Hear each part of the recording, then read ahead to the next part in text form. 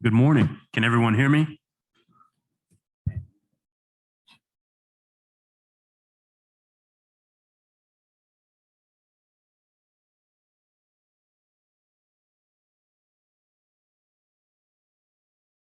And Michael, will you let me in on the Zoom side of things?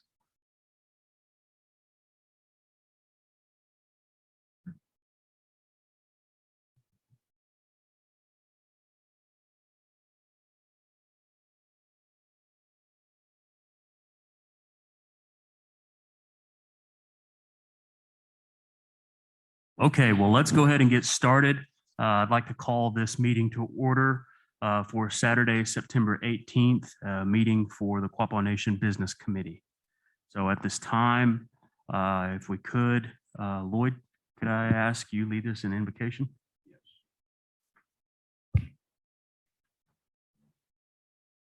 Wayantate. Thank you for this beautiful day. And as we install newly elected officials of the tribe, guide and direct them over the next 2 years to do the right thing for the tribe. Watch over those who have suffered loss and have illness in their family. And be with us today. Amen. Amen. Thank you, Lloyd. And if we could at this time have a representative from the election committee. And if we could have the installation of officers.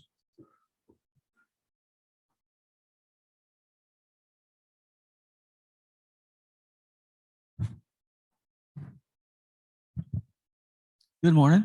Morning, Frank. How are you, sir? I'm doing good, Joe.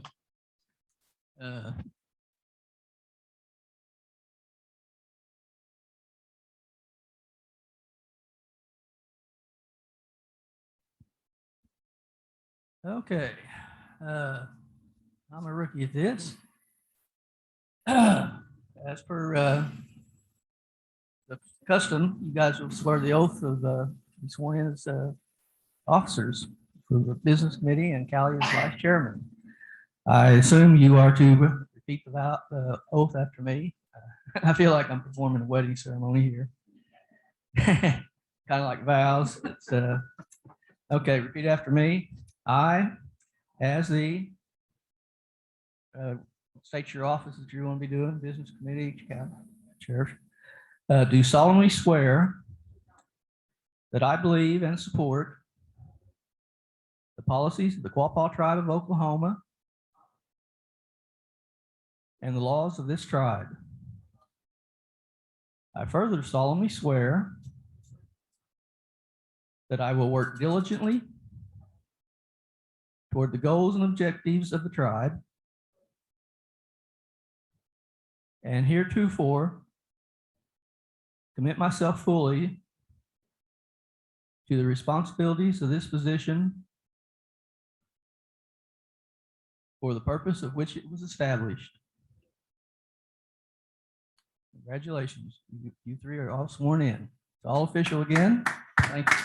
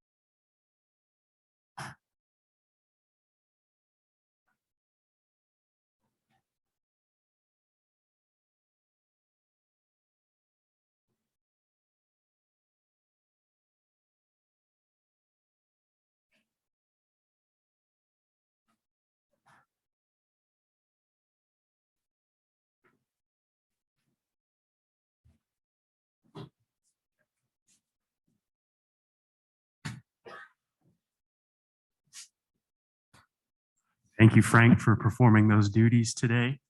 And congratulations to each of you. Look forward to serving with you.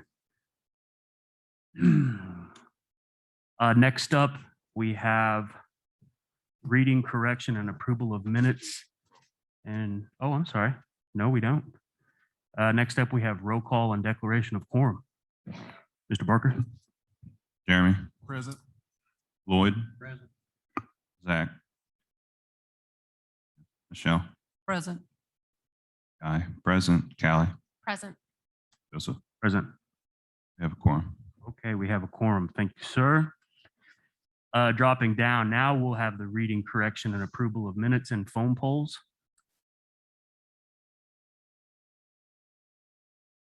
Move to approve. We have a motion to approve. Do I have a second?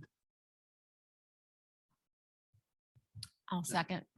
We have a second by Callie. Any discussion?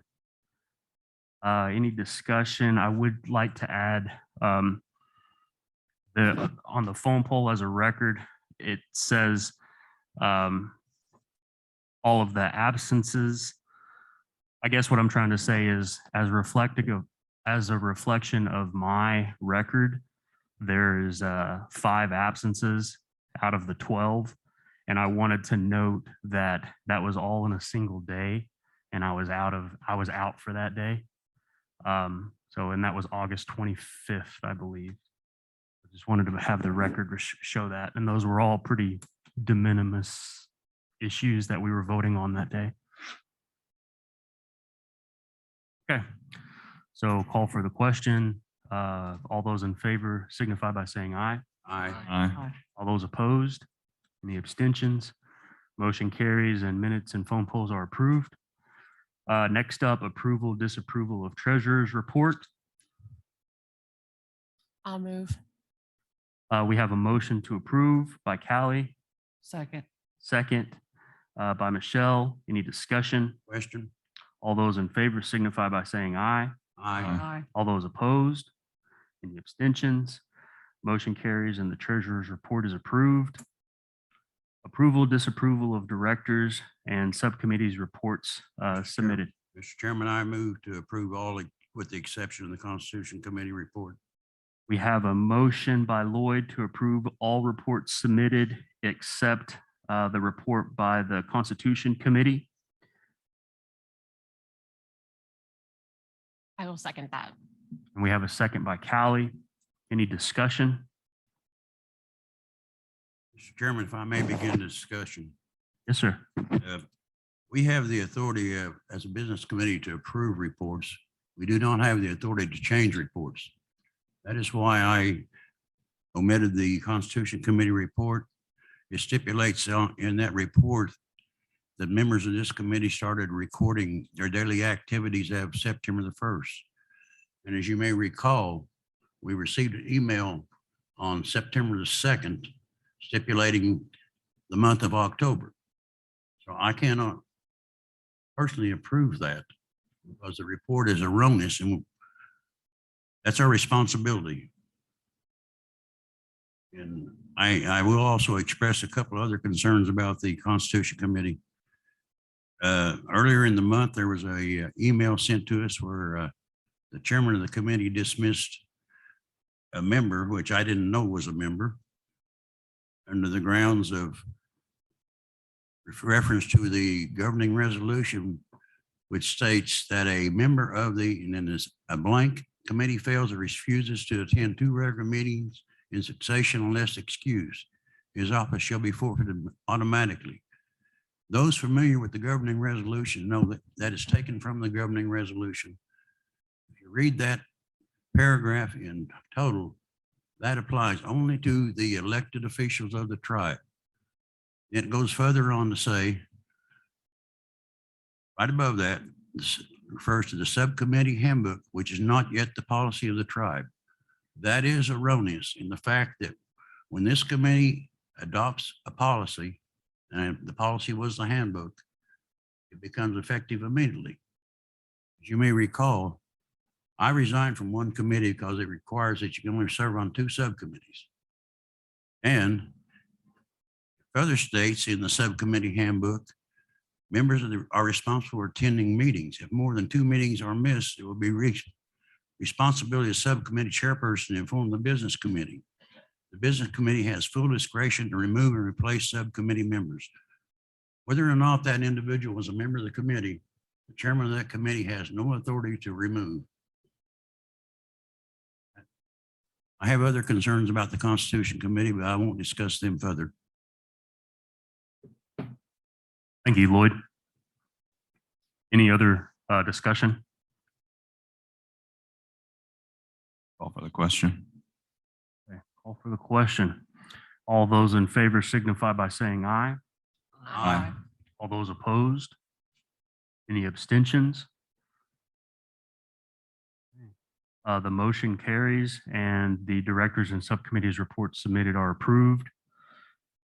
Next up, we have our accounting monthly report. Chief Financial Officer, Mr. Eric Boone. Good morning. We're wrapping up the fiscal year for 2021 this month. The numbers I'm giving you today are through the end of August. These are on the general fund. For August, the general fund received 2.25 million, bringing our total for the year to 24 million. That's on a annual budget of 26.2 million. So I'm fairly confident we're going to meet or beat that revenue number for this year. Actual expenses for August were 2.37 million, bringing our total for the year to 21.1 million. That's also on a $26.2 million expense budget. I'm pretty confident we're not going to get there, which is a good thing. We're going to have a surplus as of the end of fiscal year 21. Tribal member health benefit for August, we spent $331,000, bringing our total for the year to 4.5 million. Our social services for the month of August was 356,000, bringing our total for the year to 2.3 million.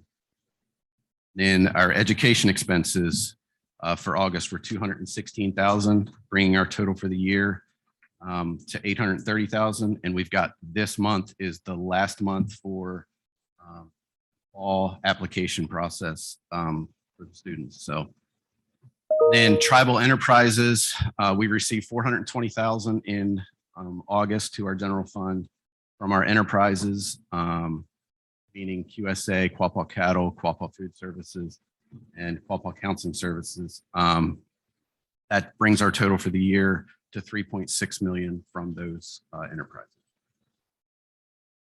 I have sent out an email this morning to the business committee with the proposed budget for fiscal year 22.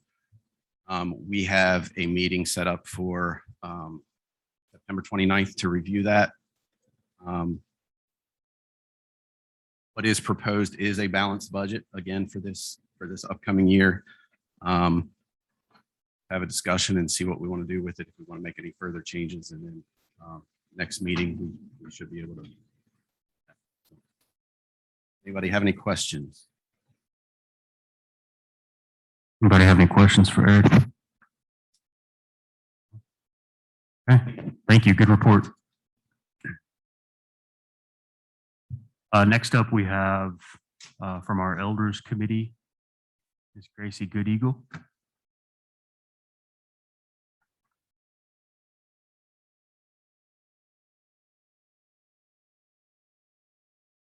Wait, hey Gracie, can you pull that microphone down? Thank you. Gonna Oh, get. I didn't even see that. Okay, can you hear me? Kinda? Okay. The Elders Committee met this last week, and we were pleased to have Callie and Michelle join us. We also had Patty, the Quapaw Nation librarian. Patty was telling us that she really welcomes the idea of working with the Elders Committee as we're working on our project. The project being, we had these cards prepared before General Council.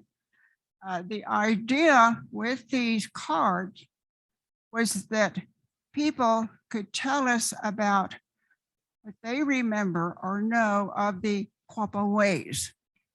The elders are quite concerned about that. We want to see that continued, the Quapaw ways. At our last meeting, we did find that in addition to the Quapaw ways, that there's a lot more information, a lot more questions out there. Who are the Quapaw? You know, O-gah-pah. And those kind of questions will be coming up not only for, as we're thinking a legacy of generations to come, but certainly generations to come with our young people. There's a lot that goes on with someone's life. And so we're interested in a lot of that information. Now, I will prepare something for our newsletter that will be going out that will give a little more information about these cards and how they can be used. These cards are available around our complex in the office. And if you want to do tic-tac-toe on it, you can. I mean, but these cards can have a multi-purpose to them. But there will be further explanation on them. We did have some discussion about some upcoming events before the end of the year for the elders. And we definitely were saying how much we missed getting together. And that's because of COVID, with the idea of we didn't have really many opportunities for visitation. And so I'm not sure whether Callie or Michelle, we were talking about October. Ordinarily, our elders committee meets the Thursday before BC. And the elders can still meet in October, but I think we were talking a little bit about an event. Is there any more on that, or should we just? We haven't had we were going to discuss it in closed session. I haven't had a chance to talk to everybody about it yet, but we do have an idea. So again, there'll be some more information coming out about the card itself, how it can be used. We hope we're inviting everybody, all ages, to tell about the Quapaw. Who are we? Type of thing. I mean, if you have any good jokes, that would be good too. We can add that. But there are so many sayings, so many things about our life that we can share. We need to share. And so that would be the purpose of this. So we're looking forward to working with the various committees. Everyone has been very good about contacting us about when they need to know things. And we welcome that and we encourage that. So that's all I have. Okay. Grace, may I add something to that? As I was stopping around different entities yesterday, asking about where those cards were, it was brought to my attention that because the title says Quapaw Nation General Council on it, we are, our people are the general council. So it made it look like that it was something that was just a done deal, from because it was started on General Council Day and the title of it. So don't be stumped by the title of that card because our people are the general council. And I just wanted to make sure that, so we can get those back out if they're not out. So I'm kind of checking our entities and make sure that we do have some certain places that we know are going to be the most popular. So just wanted to make note of that. Also, Gracie, there is an individual on Zoom who's requesting if the card can be mailed to her. If we can, I'm saying yes, if we can get her information, Michael, instead of her putting it on can you just do a single chat to her? Okay. And we can get her information so we can give it to you to mail those. Right, because if we have a mailing address, we can use that. And cards are coming into the office to us. So we're collecting them. So yes, if we have a mailing address, we'd be happy to get the cards out. Wonderful. Hey, Michael. I'm feeling an e-form coming along with this. Okay. So we're going to try and create an electronic form of this and put it on the website as well. So if, obviously, if people don't want to use the website, we can try and mail it, but try and create something they can go on and fill out. And that way we have it and we can have it printed out for you. And then I just had a follow-up question. What type of event are you thinking? Sorry. What type of event are you thinking? At one point, we were discussing like having, like we had at general council time, mini powwow. We could have people come October. together and get together. But our thought was if we could have an afternoon of the elders where they could get together and we could talk about some of the stories that we're getting. Hopefully that will help them to recall things and with refreshments and then that and it kind of went out from there. But the elders were thinking about, again, just an event for the elders, inviting them to come. We'll be together. We'll talk about some of the stories and share those. It's a start. And someone suggested calling it Gathering of the Quapaws. So I thought that was a great title. For the elders. Okay. Older ones, I don't know. Maybe we could come up with a contest for that. Find a new name. Anyway, but we're here. Tradition. Members of the committee are here. If you have ideas you would like to share with us, we're happy to hear from you. Got all kinds of ideas. Indian taco contest, meat pie contest. I'm in. I mean, we can keep them rolling. Yeah, I like those ideas. We'd love to hear from you. So, Okay. Thank you, Gracie.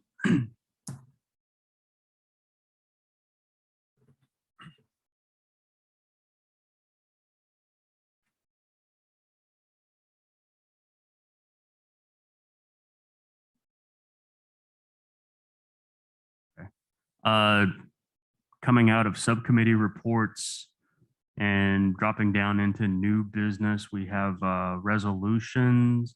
And the first one, if you could, Mr. Secretary Treasurer, can you take that? We have resolution 091821A. This is a resolution to equally distribute to each enrolled member of the Quapaw Nation as of September 27, 2019, the entire settlement proceedings of $137.5 million from the case of Thomas Charles Bear et al. Claimants versus the United States. Defendant case number 13-51X filed in the United States Court of Claims and to establish Bear litigation settlement to ensure equal distribution to all enrolled members of the Quapaw Nation as of September 27, 2019, who are living at the time the settlement funds are received by the Quapaw Nation. Great, thank you. Move to approve. Motion to approve by Guy. I have a second. Second. I have a second by Michelle. Any discussion? I would just like to clarify that this resolution is the result of the petition that was put out there, just so everybody understands that. That's what we're discussing. Chairman, I would also stipulate that the only change that I could see was a resolution date and number.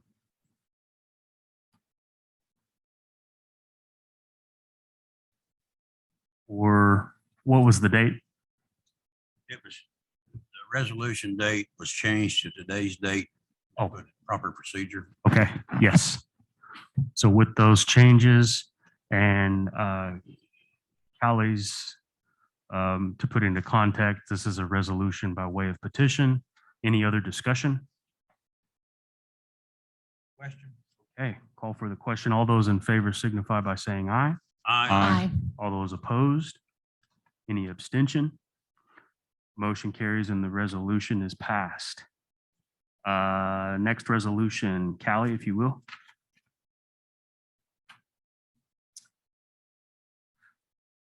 This resolution is titled Business Committee Member or Elected Official Can Still Carry Arms. This allows that any sworn business committee member or elected official of the Quapaw Nation may carry may conceal carry a firearm on his or her person anywhere in the jurisdictional boundaries of the Quapaw Nation if the person has successfully completed a background check and handgun qualification for elected officials developed by the Quapaw Nation Marshal Service. I will make a motion to approve. And we have a motion to approve by Callie, Second. a second by Lloyd. Any discussion? Any discussion? All those in favor signify by saying aye. Aye. All those opposed? Abstain? Motion carries and the resolution is approved. Next up, Jeremy, you mind taking that one? Sure. Resolution number 091821C, utilities assistance benefit increase. Whereas it be resolved that current utility assistance benefit for those under 65 years of age increased from 1,000 annually to 1,200 annually.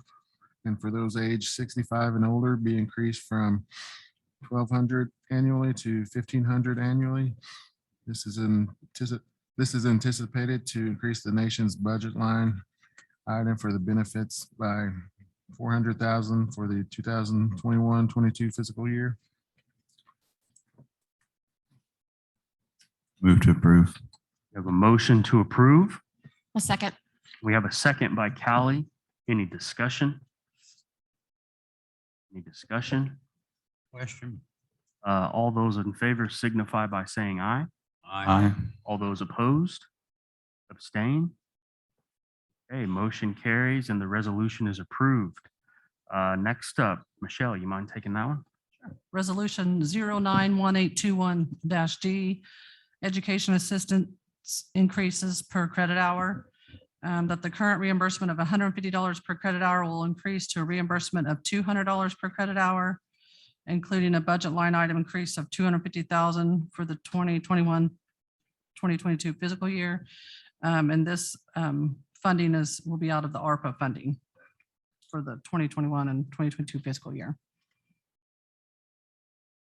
Have a motion? And I'll make a motion. Motion to approve by Michelle. You have a second? Second by Guy. Any discussion? Any discussion? All those in favor signify by saying aye. Aye. All those opposed? Any abstentions? Motion carries and the resolution is approved. Lloyd, can you take that next one? Resolution number 091821-E, graduation incentive program. In order to for us to, I guess, to get our children to obtain education, we're establishing an incentive program, which when on the graduates will be high school graduate $100, technical school associate's degree $250, bachelor's degree $500, master's degree $1,500, postgraduate degree $3,500, and a Pendleton blanket. It's an increase of $55,000 has been budgeted for the 2022 fiscal year to cover these costs. These funds are also coming from the ARPA funding. I move to adopt. Okay, we have a motion to adopt by Lloyd. A second. We have a second by Callie. Any discussion? All those in favor signify by saying aye. Aye. All those opposed? Any abstention? The motion carries and the resolution is adopted. Okay, dropping down to our donations. First off, we have Michelle, if you could. Sure. This is on behalf of Lois Schaefer. She is a teacher at the Lincoln School.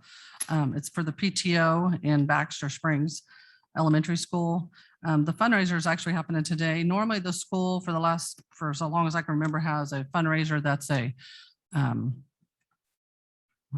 went blank on what's called, but anyway, they've not been able to have it because of COVID and a lot of people coming together. So they started another fundraiser of a golf tournament, and I'm not exactly sure how that works, but it's become a great benefit. And I can tell you that there's 5 students that we know of that are Quapaw that attend that school and 2 teachers that are Quapaw as well. And they're requesting any donation will help for this. The funds that are raised for this fundraiser benefit the children of the school And it will be used to help support field trips, end of the year awards, and the purchase of equipment and supplies for the kids. So I would like to make a recommendation that we donate 500 towards this fundraiser. I'll second that.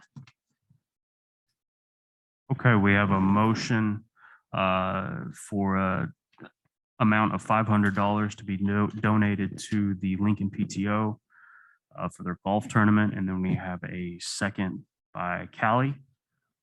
Any discussion? No discussion. All those in favor signify by saying aye. Aye. All those opposed? Any abstentions? Motion carries and the donation request is approved. Next up, Callie, you mind taking that one? This one is for the Barry Lawrence County Development Center. They are requesting a gift certificate or a night/weekend to stay put in a vacation basket. Hold on.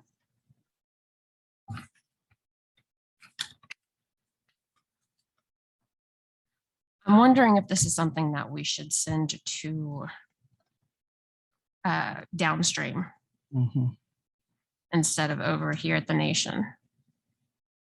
I would like to move to send this donation over to downstream for a gift basket.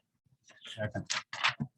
A motion to send this request to downstream rather than approving here in this forum. And then we have a second by Lloyd. Any discussion? I was just looking at the date. It seems to be in November, so we have a little time. That's the only question I had. Any other discussion? Just so everybody knows that the center does, the good of it is that it provides quality physical, speech, music, and occupational therapies, early childhood special education, and transportation to children. So it is a good cause. For the clarification and additional information. If there's no other discussion, all those in favor for moving this to the DDA signify by saying aye. Aye. All those opposed? Any abstention? Motion passes and next up, well, let me clarify. Motion passes to transfer or shift to downstream development. Michelle, next one. Grace is going to. Oh, Gracie, I'm sorry. Gracie.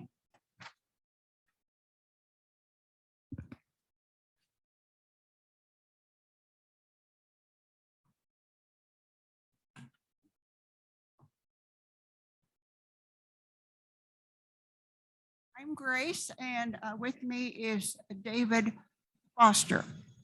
He is in charge of the backpack program and really has more specifics on the request itself.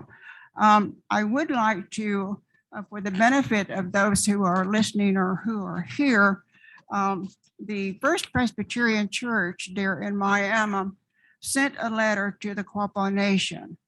This was back in August, and we don't know what happened to the letter. But the letter itself was sent to the Quapaw.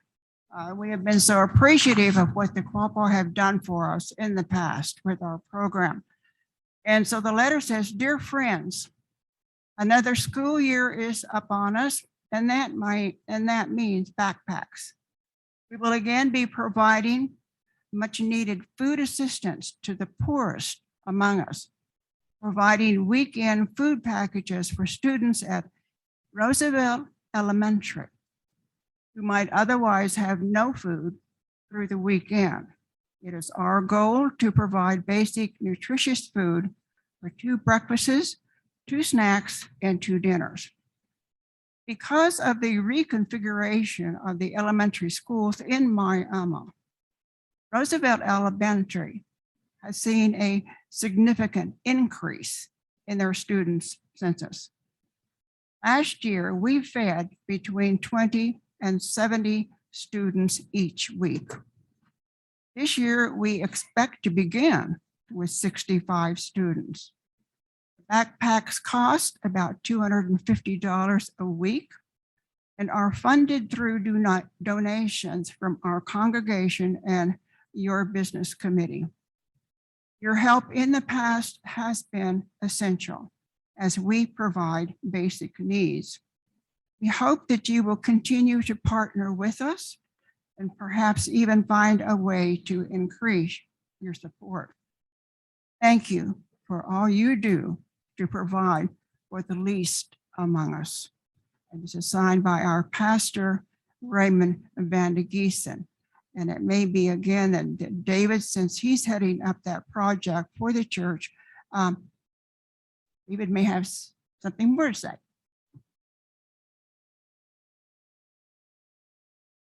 Yes, good morning. Good morning. I'm in charge of the group that meets weekly to put together the backpacks to deliver to Roosevelt School. These are volunteers, church members, First Presbyterian Miami. Over the 3 years that I've been associated with the program, I've seen numbers of backpacks that we deliver almost double. We started out in the 30s and 40s. Now we're in the 60s and 70s. Same time, COVID has decreased the attendance of people going to church. Our donations have fallen off. You have been a helpful partner in the past, and we're hopeful that you will continue to be in the future. Have any questions about the nature of the food that we deliver, I'd be glad to answer them. Does anybody have any questions? Okay, no questions, no?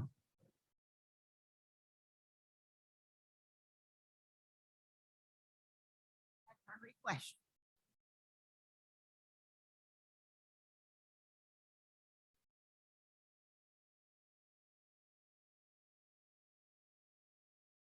What is the normal funding that we donate? I was checking with Eric last week. I don't know, do you have those? How much we have, we did in the past?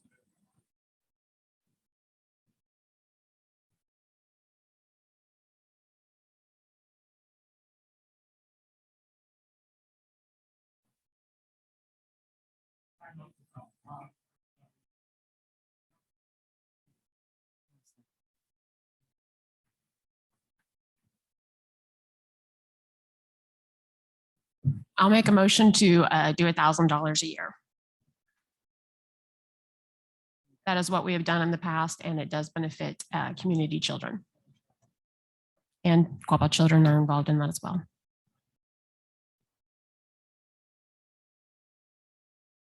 And some beef sticks.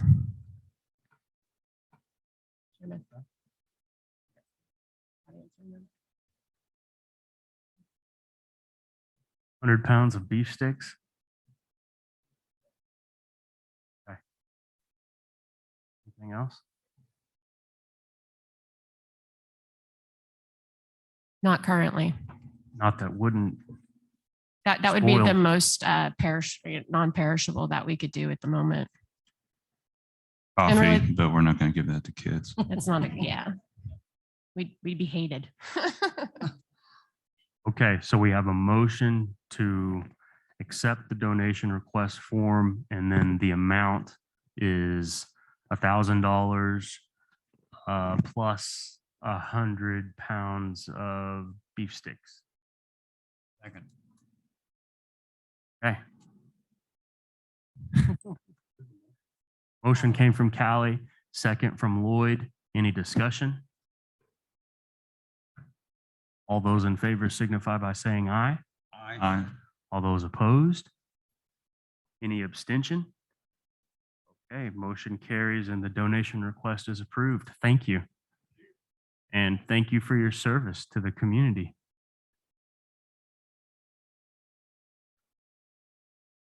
Okay, next up we have open forum. And at this time, I have a couple of announcements I'd like to make.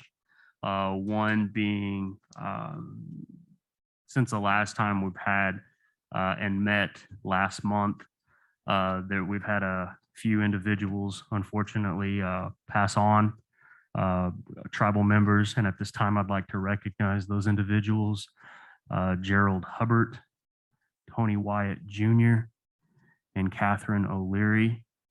And just know that, you know, they're in our thoughts and their families are in our prayers at this time. If anybody else has any name to include on that list. Lawrence Wood. Lawrence Wood. Anyone else? Okay. At this time, I'd ask for your reverence and a moment of silence, please.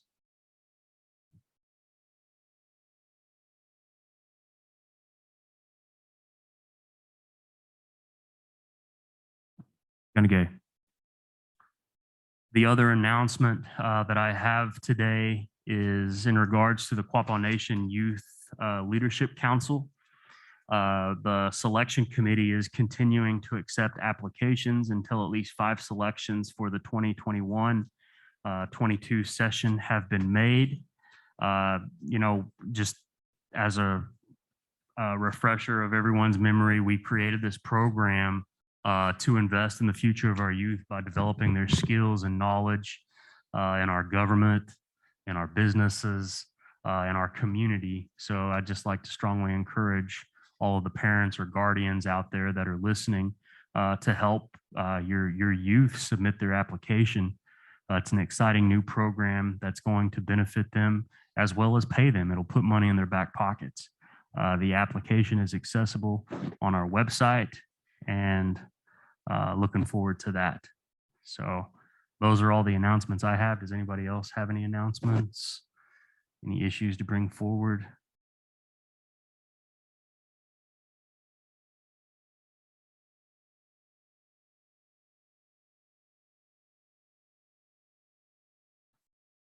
Yes. Just as a reminder for all of our tribal members, regarding our beneficiary, the afterlife benefit forms, when it switched from Native Care back to the tribe, before you never had to get it notarized. And now once 2019 started, you do have to get it notarized. It is important. We're trying to, for Patty to build that up, to have the beneficiary forms notarized. She does have the ones that you do have on file, but previously, but the whole goal is to have them up to date and notarized for future. So we're going to make sure and put that in the Quapaw Post as a reminder, just to make that a priority. I know a lot of adults, you know, the young people, just to really stress that to your kids, grandkids, to get those updated. You know, your beneficiary, it doesn't lock it in. If it gets notarized, that has to stay that way forever, because you can actually change your beneficiary every day of the week if you wanted to. But the purpose is to have one on file that's notarized, that's been signed by somebody, saying that this is your beneficiary form, that you personally, that's how you would like your benefits to be, you know, who's going to be in charge of that. So, you know, just wanted to reiterate that. I know it's kind of went by the wayside for the last couple of years. I don't think it's been brought up, but that is the goal, and the mission is to get those updated by everyone. So thank you. Thank you, Michelle. On Zoom, we have up first Kate Pratt who'd like to speak. Yeah, go ahead.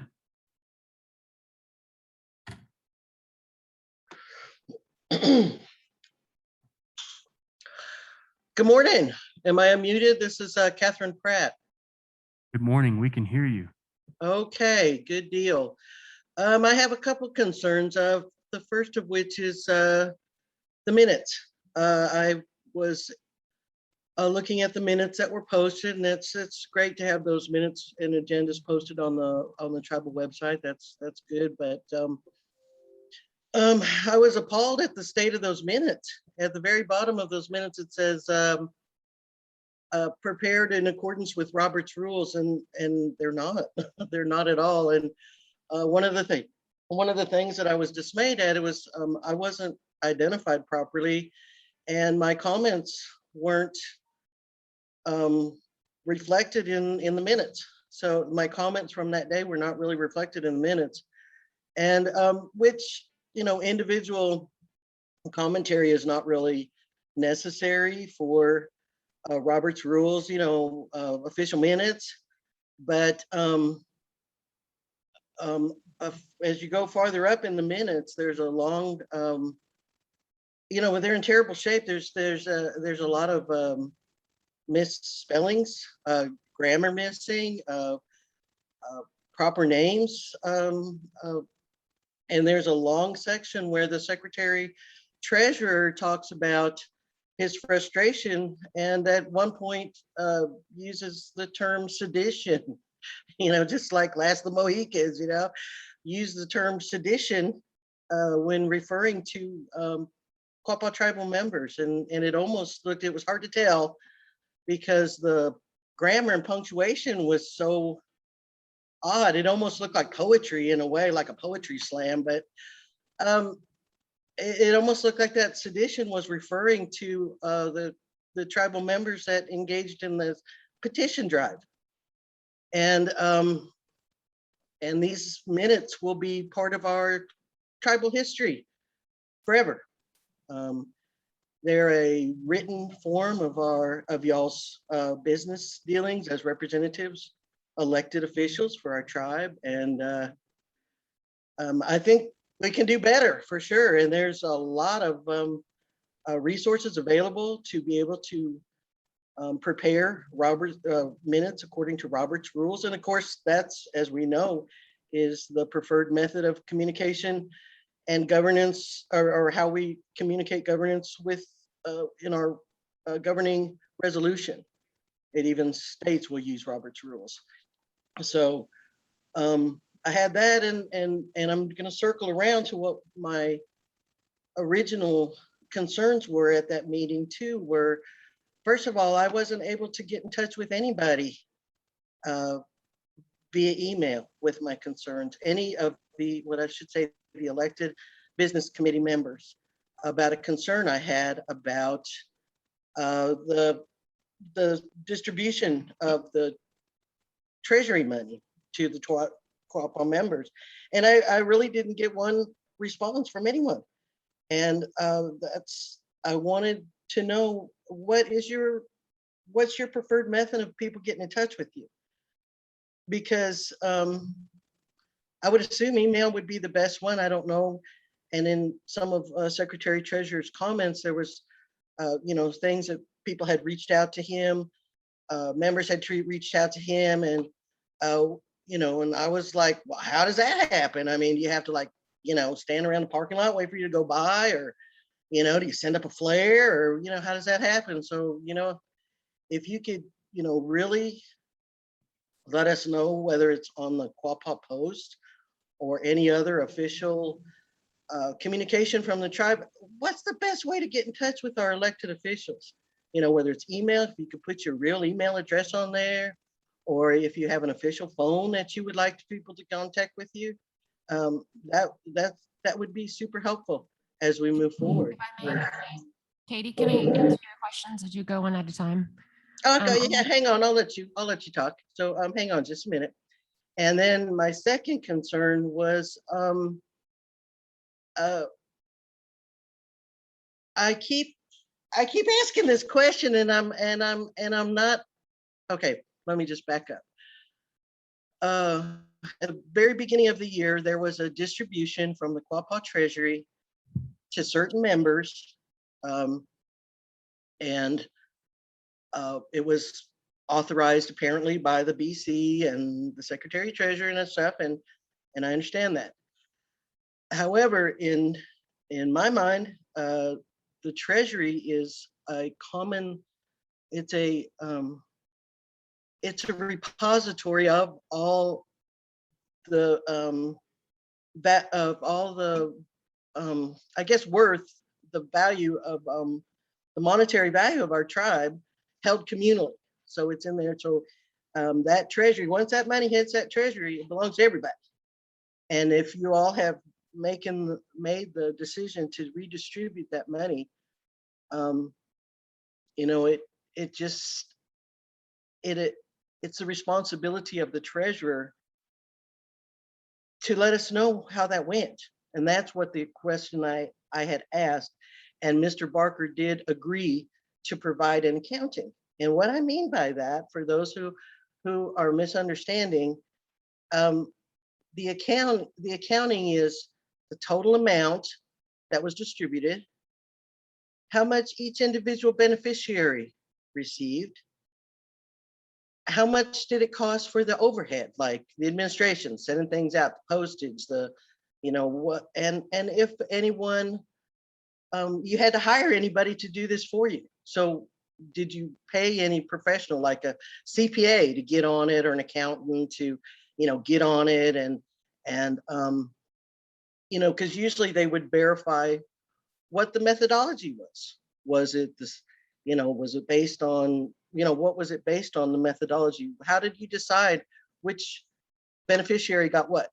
And it's not important for this, for reporting to the tribe, that individuals are named. We don't have to have individual identifiers on there, even where they lived, or if they're in, you know, they're all tribal members.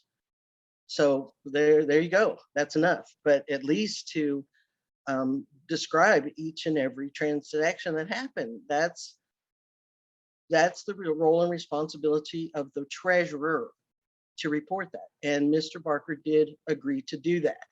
So when the minutes came up and I saw how that was described, it then is, you know, it is more confusion in the minutes about this request.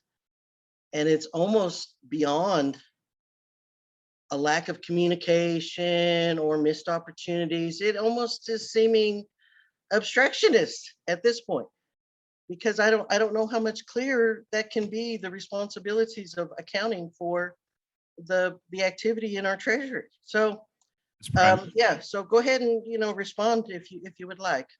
I'd be happy to, because I think we've moved past your questions a long time ago, and now we're at just you recounting what happened last month, which is reflected in the minutes, and then is also on video, and it's publicly available to the tribal citizens. But I'll just go ahead and march down through these one section at a time. We can be contacted via email. We clarified that last month. And going into this word that we'd like to use in that statement, reflected in the minutes by myself, the word sedition that you're using. I was not accusing tribal members of sedition. Actually, the word sedition was used in reference to myself. So I would like you to go back and read that statement. So I guess further, these questions that you're now raising again were asked and answered and reflected in the minutes last month. And where we further clarified again your concerns with treasury funds and treasury monies, which we did not disagree with. And actually, we didn't even argue with you, but we did clarify that the funds that you're referring to are not treasury funds. Those are trust funds. Those have never been treasury funds. They've never been accepted into the treasury. They still haven't to this date.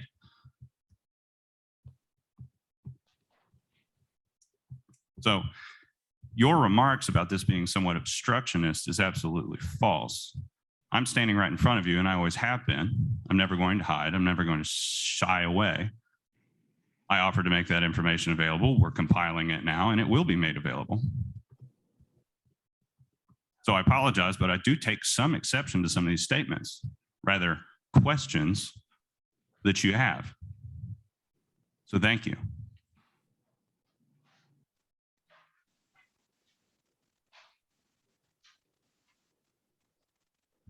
This is Michelle, and I just want to reiterate, in case, you know, you continue to say that you cannot reach any of us. Well, let me give you my email address. Make sure you have that correct, first of all, and I'll give you my phone number as well. My phone or my email address is M for Michelle Newton, NEWTON @QuapawNation.com. And I also checked last month, and I've never received an email from you as well. And again, this month. And if you would like to call me, my phone number is 918-325-9195. Thank you. Okay, anybody else? This is Lloyd Buffalo. I do not recall receiving an email from you either. And my phone number is 918-533-1161, has been for the last 40-some years. And there are people in this room that can tell you, I will answer your call. You may be late because I'm always busy. I will tell you this, you may not like what I say, but I'm going to say what I think. Thank you. Anybody else? In addition to all of those comments, I just put two additional information on the chat screen. One is the link that will go to our website with our beautiful pictures. It has our email and our phone numbers on it. I also sent the business.committee@quapawnation.com website. This is a universal one that if you send an email, it's going to go to just us up here. And I as well did not receive your email. I double checked and I believe we had IT look to see if you were in quarantine and it was not there. Anybody else? Okay, next. Next up, we have Roman Kahiga for Constitution Committee. He'd like to speak. Hi, Raman, go ahead. Can you hear me? Yes, we can hear Yes, you. yes. Oh, okay, great. Sorry, I can never tell with this on my screen. Good morning, everybody. This is our September report for the Constitution Committee. We met on 9/11, which is our regularly scheduled meeting. We had 3 members in attendance. You heard Mr. Buffalo speak to a portion of this. I'm not sure if he has this report that I'm reading from, though. Attendance has been difficult for our secretary in duties as well, and another committee member has had trouble communicating and attending. After discussion, the Constitution Committee exercised its internal right to decide who the secretary of the committee would be and our prompt communications and to address our prompt communication needs. The committee decided at that time that we would be better suited to have those duties kept internally, and John Rogers is going to be assuming those secretarial duties for the committee.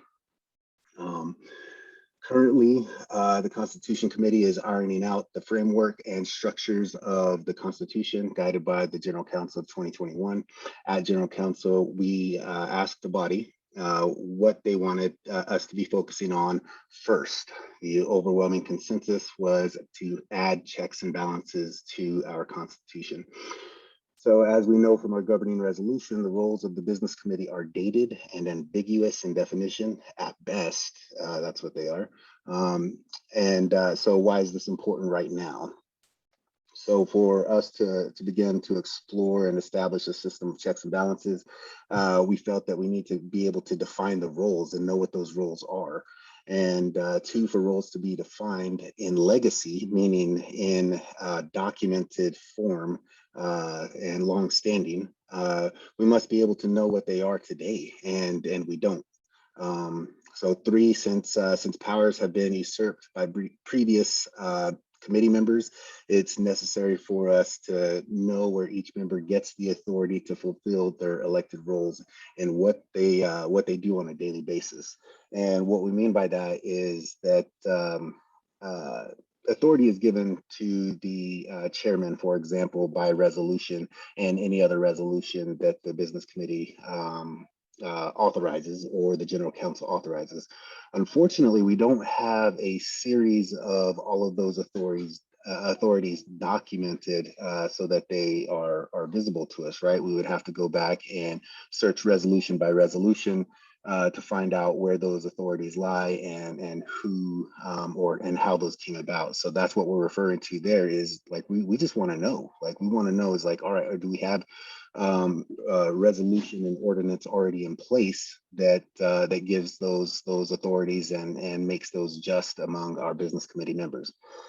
So that's what we're asking there.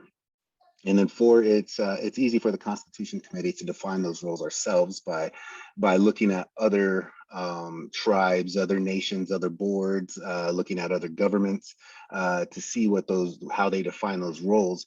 However, it's most important for those that are serving, who have served those roles, to tell us what they actually do.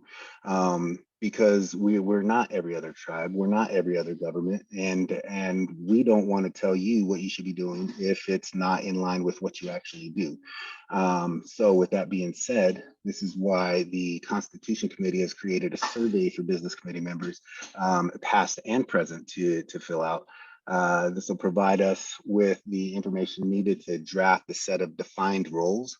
Those roles would then be voted on and enshrined by the citizens of the Quapaw Nation at General Council or in special election, however we see fit to go about that.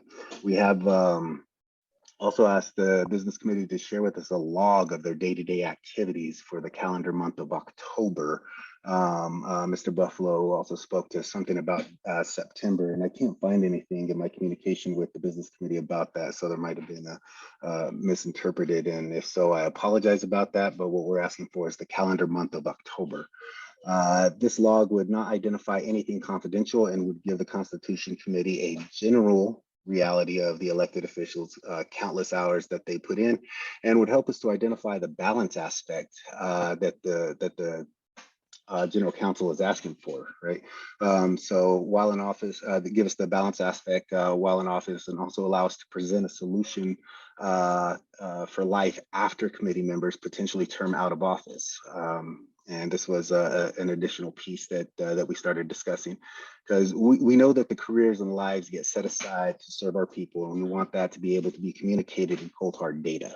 All right, this data will also include in the roles, so that when a Quapaw citizen runs for a committee position, they actually know what they are running for and the duties and time commitment that will be expected from them.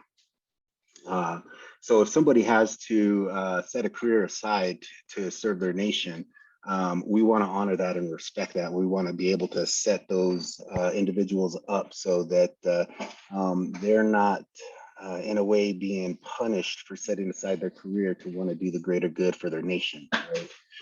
So that's what we're asking there, and we want to be able to have that reflected, because we need to be able to explain that to the General Counsel and be able to tell them, like, look, you know, we know this in conversation, but we want this to be communicated also in data that says, it's like, here's how many hours you know, this committee member's putting in, and this is also going to tell us, you know, why is it that some weeks have heavier workloads and other weeks don't, right? Like, how is there a way that that could be balanced out? Is there a way that some duties can be shared or taken off of other plates? So that's what that's going to tell us as we go forward also. So the Constitution Committee has put in its attention towards everything that I just mentioned. Yet we also believe that there are a handful of items that the Business Committee can expedite for us in other areas. And what this is going to, this sounds heavy and scary, and it is, but it is also rewarding and freeing at the same time. So, and we could talk about this. We have the Constitution Committee has a meeting at the request set up for the 23rd with the Business Committee, requested by the Business Committee, and we could talk about this more then. And I wrote this out in length, but I'm going to basically paraphrase what we would be asking is that we would ask the Business Committee to use its authority to call a special general counsel so that we can remove a lot of language from our current governing resolution. And the language that we would want to be removing, this comes from a lot of different conversations that I've had, and as well as some look into the legal framework of what we're doing. The language that we would be looking to remove is everything that has to do with our nation having reliance on the Commissioner of Indian Affairs, the Secretary of Interior, or the Bureau of Indian Affairs. And all of this authority would come from Section 14 of our governing resolution, which, to amend our governing resolution, does not require the approval of the Secretary of Interior, doesn't require the approval of the BIA. So we would be well within our right to remove that language in other sections of our governing resolution. And we could talk about this in more. There's 5 places that I found and 1 place where language needs to be clarified. So that would be that portion of the amendment. The other portions would be that the business committee has the authority right now to create an ethics and conflict of interest policy. Here I go again, request, create an ethics and conflict of interest policy and add that to our governing resolution. The business committee has the authority to put in front of the this was something that came up, so this probably needs to be discussed more before I put this out there. But to make any altercations to the grievance committee, i.e. adding a few members. We could also, we also want to request that the business committee clarify and codify the authorities of the grievance committee and give the power back to the grievance committee that has been stripped throughout the years through a few resolutions. I found a couple personally by looking into them. But to have that really enshrined in our governing resolution right now, and that would be giving the power back to us. So it's not things that the business committee would be taking away to give themselves additional authorities, but it's giving additional authorities back to the people of our tribe. All right. And so those are the things that we would ask that in a sort of session like that, and those are things that could be voted on. So it's things that are really giving back to the people rather than I'm taking away. And it's reestablishing in some ways our sovereignty and declaring our sovereignty by removing the language that I mentioned in reliance on secretarial approval and whatnot. So the ultimate goal of all this is that I have a conversation going to see if we can avoid a secretarial vote altogether. Because as we know, the Quapaw Nation is not an IRA tribe. We created our governing resolution because we were unorganized. We were deemed unorganized by the Secretary of Interior, and we organized ourselves. And in that organization that was accepted, there is no language that mandates us, according to Title 25, to have a secretarial vote. So all of these steps are really just to make sure that we have all of that in place.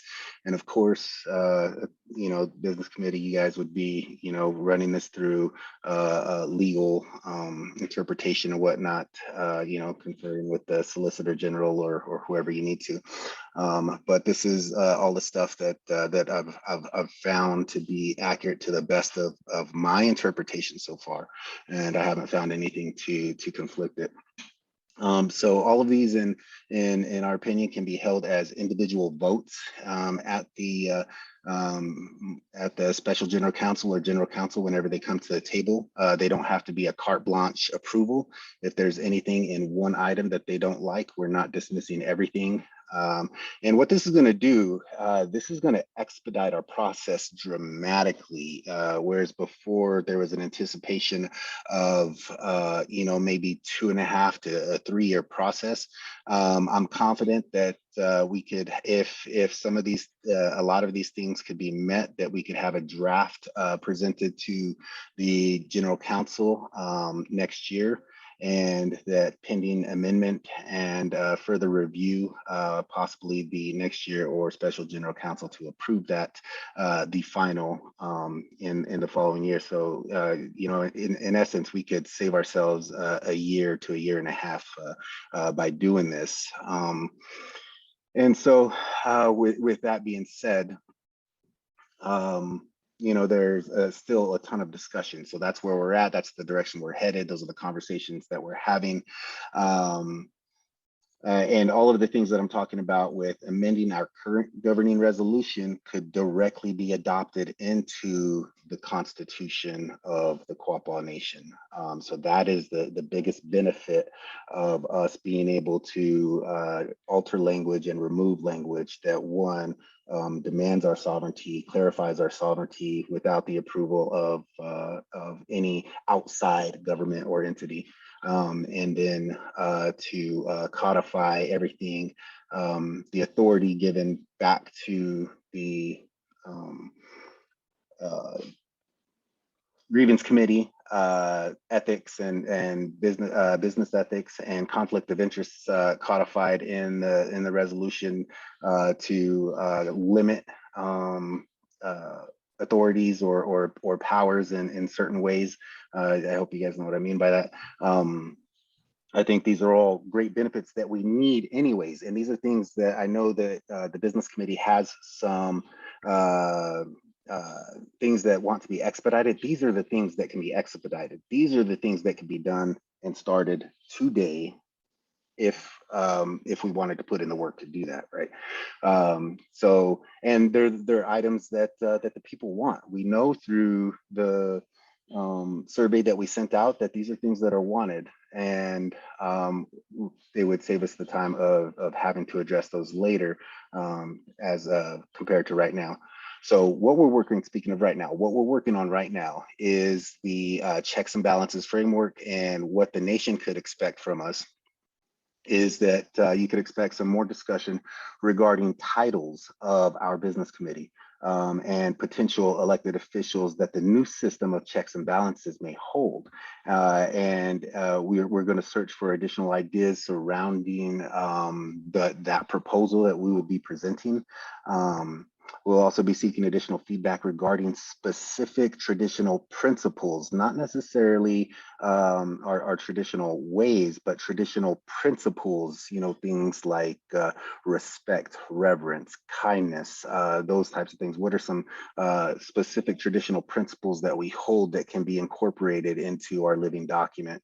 And we'll also be seeking additional feedback after we receive the results from the business committee regarding terms and term limits. We spoke to this at General Council, is that we think that we did, or I think that I did a injustice to the General Council by asking their feedback without the feedback of and input of the business committee and members who have served in those terms also. So we will be resubmitting those after we get feedback from the business committee. And that's it. That's where we are. It's been busy. We're currently going to be putting together that latter part, and we will be also meeting with the business committee on September 23rd at 6 p.m. And then we will have our regularly scheduled meeting on on the second week of October. I don't know what that date is, but we meet the same time every month. October 9th will be our next meeting at 9 a.m. Central. Business committee, you have a standing invite like you have before, and we always use the exact same link, so you could always join whenever you want. And that's all I have. And if anybody has any questions, oh, one last thing. Is this the proper place in open forum? We started doing this in open forum because it allows the opportunity for question and additional discussion rather than providing a report and ending the report. Would it be preferred to be doing this in committee reports, or do we want to continue to do it in open forum where questions can be asked and discussion can be had? Other than that, that's all I have, and I turn it back over. I would say, just to keep everything consistent, request to be placed on the agenda, just like the rest of our subcommittees. Okay. Anybody have any questions for Roman? Mr. Chairman, I just have a comment to Roman. Yes, Roman, sir. my comments earlier in this meeting meant no disrespect to you and your position. I can only make judgments and make comments on what I see in black and white. In the middle of your dissertation, I caught your apology for the wrong date on the report. I accept that apology. But my reaction is always going to be on the information in front of me. I have to determine whether it's right or wrong, and the wrong date was in your report. But I accept your apology. I appreciate it. Thank you. Can I ask which report? Can you forward that report to me? Because I don't recall submitting something with the wrong date. Yeah, we'll get it sent to you. I appreciate it. Thank you. Any other questions? No, in anticipation of our September 23rd meeting, I would like to at least see some words on the page. As we come up on a year now since creating this committee, I'd at least like to see a preamble or some guiding principles, something. Oh, yeah, So that's we what got I'm it. going to be queuing in on in Yes, sir. our next meeting, because I think we have a lot of things that I'd like to put in there as well. Then it has to do with separation of powers, the addition of the judiciary. I don't know if you've contemplated that. Mhm. And then also individual rights that can be contained in either a Bill of Rights or the Indian civil rights that we can adopt straight into our Constitution. Those are the things that I'm going to be discussing and bringing to the table next week. Yes, sir. Get Thank you. ready. Absolutely. And just to speak to that, yes, we are looking at we are looking at ICRA. We are looking at also what the United Nations has provided in regard to indigenous tribes and indigenous people. We are also looking at ways to make those our own. In looking at ICRA, there's never been a successful argument in it being upheld in any court outside of tribal court, which is also why we are including tribal court in the grievance committee as a sort of quote unquote judicial branch of our government. And just to let everybody know, it's like what we're considering is creating an additional executive branch, which would not change the business committee at all. It would keep the business committee intact. Transition would sort of be a slower process so that the business committee and operation can continue as it's supposed to be. And then, but what we are considering presenting is creating an executive branch that would also be a lateral portion of our government that would oversee spending, oversee decisions, and vice versa. That decisions and spending would be overseen by the executive committee, and that if there's any dispute, preferably those disputes would run through the grievance committee. We feel that tends to be the thing that is closest to the people. And if there are any legal items that the grievance committee can't adhere to or can't enforce, that those then be the jurisdiction of the tribal court. And yes, so to all of that, yes, we are excited about all that, and we are including all of that. Okay. Thank you. Absolutely. Thank you. Thank you for the report.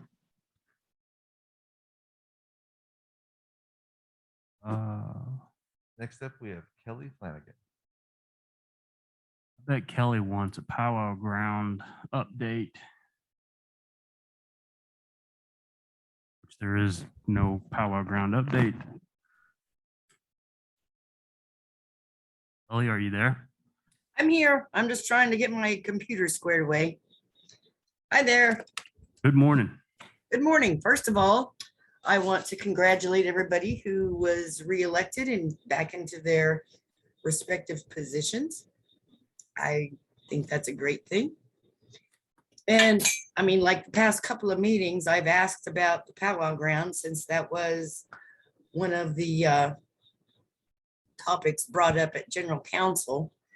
And I haven't heard any updates, and I was kind of, wondering because time is going to go by super quick because it's already September. And the next thing you know, it's going to be Christmas.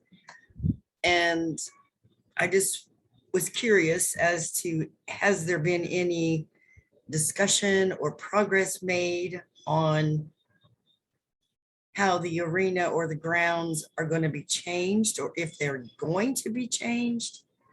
Because I know that there are several families who need their their sites upgraded, especially with plumbing and electricity? That's my first question. So let me answer it first. Okay, Thank you for your question. The water and the electric to the grounds are at the top of the priority list. Updated bathrooms as well as showers are also on the priority list. We've since kind of left the longhouse and the actual powwow arena, kind of put it to the side for now in the interest of time. And also we want town hall inclusion when we're discussing those areas specifically. So we'll still continue a town hall discussion on those once we are prepared. We'll share what our ideas are for the actual budget for that project. And right now there is a wrinkle, not a wrinkle in the plan, but there's some other variables now that have gone up, one being a successful completion of the admin parking lot, which I know you're not here on property right now, but there's still a lot of work to be done that kind of overlaps into the campground area. right. So that's a variable. And then as you heard from the elders committee, we may have an October dance come next month. So that's something that we need to be considering as well as we move forward with the project. But know that we are still planning on having a town hall once we have all of the information gathered and we have a plan of attack. We'll be sharing it with the community and asking for their involvement as well. Okay, good. That's great. Now, there are a couple other questions I have. So last month, we had TC Bear's first memorial dinner, which I have to say was pretty great. My cousin and my aunt did a great job. But I was staying at Downstream and I was sitting at the bar at the pool, imagine that. And I overheard some other guests complaining about the Legends restaurant not being opened. So me being the nosy soul that I am, walked up to them and was just discussing it with them, trying to get their feel. And they were like, well, if there's not going to be any, restaurant or food, then why would we want to come back? And then the Spring River buffet is only open certain days. So I started asking other employees questions about that. Now, whether or not that was my place to do, I don't know, but I was curious. An overwhelming response was that the employees don't get paid enough. And I know that with the federal government giving everybody everything for free, that's hard to compete with. But I was just curious as to, has the Legends opened back up? Has there been any employment incentives? I was in the hotel for 4 days and not one single day did I have room service come to clean or even give me fresh towels. I had to go find the lady with the cart just to get additional coffee packets. I mean, not that I don't mind, because I'm not a dirty person and I really didn't care, but the whole point was trash wasn't taken out. I had to go find them to get the little coffee packets, and that kind of bothered me. And the same thing happened to me over general counsel, because I had 3 of my grandkids with me. And I know you just have a little tiny kid, but I got 3 teenagers and they're kind of messy and they make, their snacks and their food and whatnot. Trash was piling up. We didn't have housekeeping one day. I was just curious as to if there have been any thoughts or progress towards reopening the restaurants at the casino, and if the employees are being treated fairly and given benefits and decent wages? So I'll go ahead and jump in and answer that one. Legends is open currently. We have had a little bit of an issue here the last couple months, particularly with about a 2-week streak where we had, I think it was 8 of our dishwashers all test positive or were quarantined for COVID, which greatly reduced our ability to service patrons. It caused us to have to close Legends for a couple hours a day so that we could move dishwashers over to the buffet in order to keep up with demand. And so we kind of had this fire drill where we had restaurant support staff running around. We continue to hold career fairs. I think, as you touched on right now, we're competing with the federal government for labor. It's been that way. We offer the most comprehensive benefits plan for any gaming or entertainment facility in the region. And we are pushing for a cash in lieu of benefits option now in order to help some of those individuals that may not need, say, the health insurance. Say they have a spouse that has health insurance through their work, and they have don't want to have that ruled out for coattail policy reasons, and maybe they would like to take another $3 an hour instead of health insurance that they don't need. So we've been working on that. We're currently kind of working on our cafeteria plan in order to make that option available for employees. It's been a much more complicated process than we kind of originally anticipated, but we're getting there in terms of, but I just wanted to clarify that, I guess, is that we did continue to run into not so much contraction issues with employees, but we still have a very I guess militant policy towards quarantining employees, and when I guess the Delta variant really kind of reared its head the last couple months, this did cause a little bit of operational headache for us over there at downstream. I think that we're largely past that.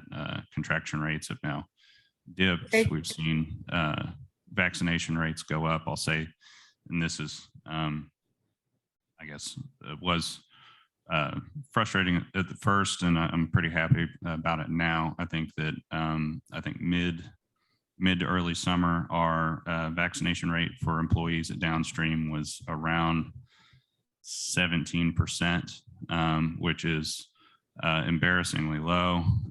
This was a #1 initiative that we then took, in addition to having some issues with our food venues having to close due to short staff. But we instituted an incentive plan for our employees on property, and I'm happy to say that we've now actually tipped over 70% in vaccination rate in a little over a month and a half, which I think is a phenomenal turnaround from 17 to 70. I think it's 72.6 this past Monday, whenever I checked the numbers. So I think that is quite the whiplash, but we're getting there. We haven't had any other confirmed cases, knock on wood, but as long as we can keep it that way, we can keep all of our operations open and going. So we now have Legends and Spring River Buffet, which are both open daily. Oh, yay, that's great. I'm glad to hear it. I do have one other, well, actually, I have 2 more questions. There's a man that works at the pool, and I cannot for the life of me remember his name. I think it's Kevin. I just wanted to give him a kudos because he is super friendly, super attentive. If you need a towel, if you need anything, you want trash picked up, that guy is Johnny on the spot. And I just wanted to let you know that I appreciate that guy. Even though I can't remember his darn name, and I really feel bad for that. But he was there When I visited in July, he was there. When I was there in August, and he's just so friendly and so happy, very helpful. And I just wanted to let you know that he is a great employee. We appreciate your feedback, and we'll definitely track him down and give him a fist bump and a social distance nod, and make sure he gets the accommodations and recognition. So thank you. Yeah, because he really is. He's a super nice guy. Good to He's hear. always smiling. I mean, he might be sweating. He might be drenched in sweat because it was pretty hot out this year, but he was like super there. I mean, he was running around bringing everybody towels and, picking up trash and being super complimentary to everyone. And he was just a really nice man. I do have one final question and then I'll be done. So as you know, I don't live near Miami. I live in Oklahoma City. But I want to know if there's any way possible as an out-of-towner, if there's any way that I could possibly be involved with the tribe to actually contribute to our nation, because that's kind of what I want to do. Yeah, there are several committees. If that's what you had in mind to volunteer for, and I'd be happy to share that information with you. How about a phone call from me this coming week? Okay, that sounds great. That sounds We can perfect. talk You have about it. my number. We've spoken before. Yes. Okay. All right, well, I appreciate your time. And again, congratulations to everyone who was reelected. Thank you. Thank you, Kelly. Have a great day, you guys.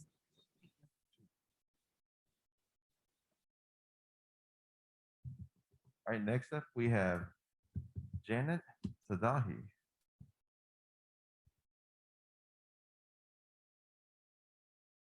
I'll need you to unmute, Janet.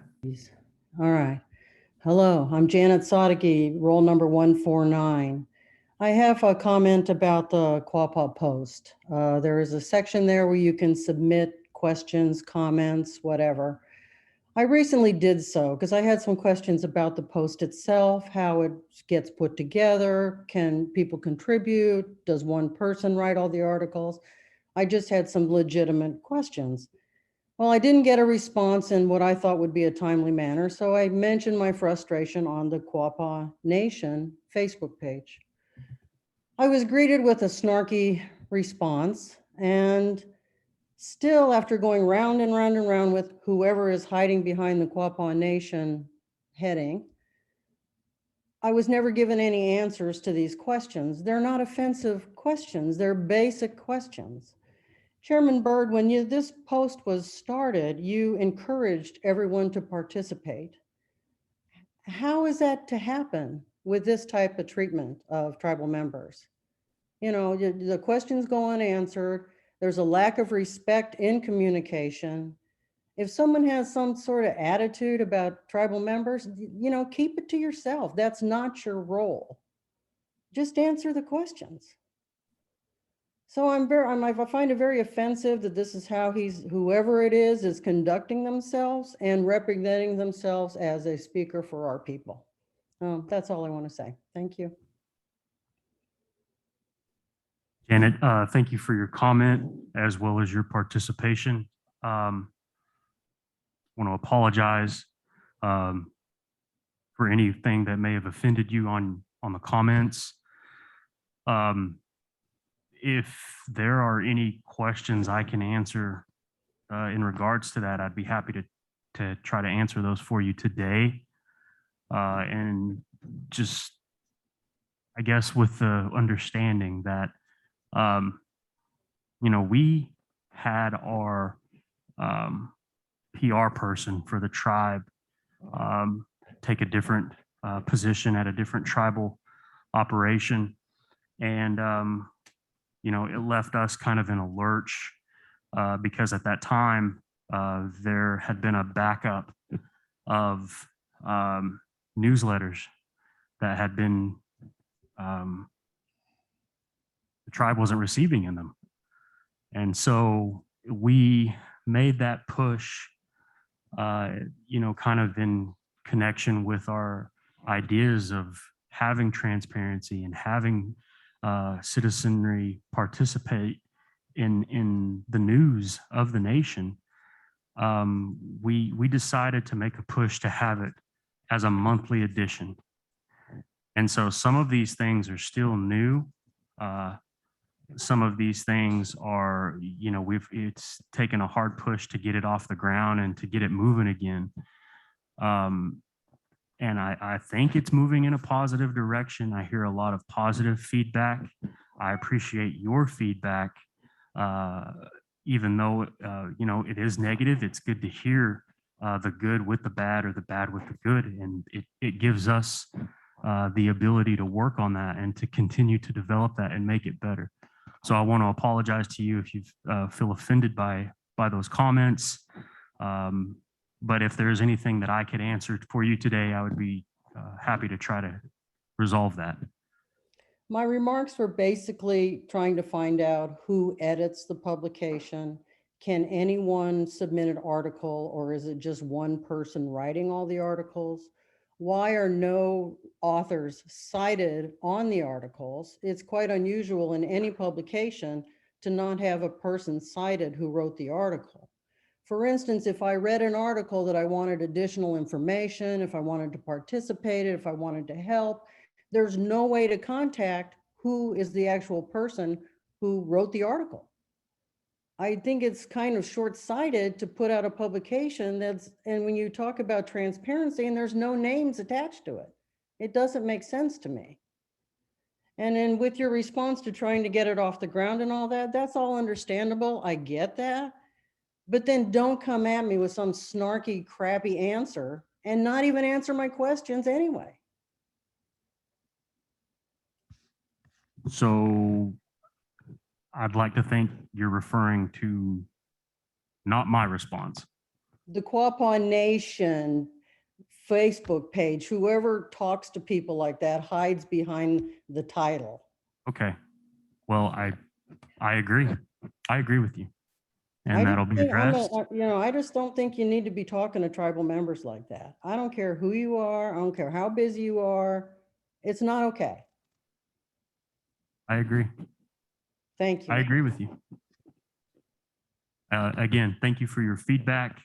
As we continue to put out these articles, these stories, and basically the information of the day, we will include authors and more accountability on that end.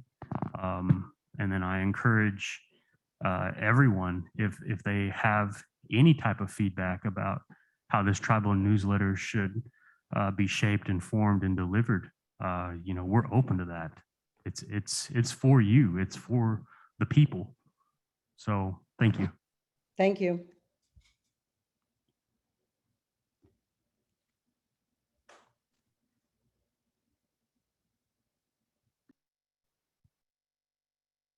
I have no one else left in Zoom. Okay. If there are no other questions or yeah, those are usually first.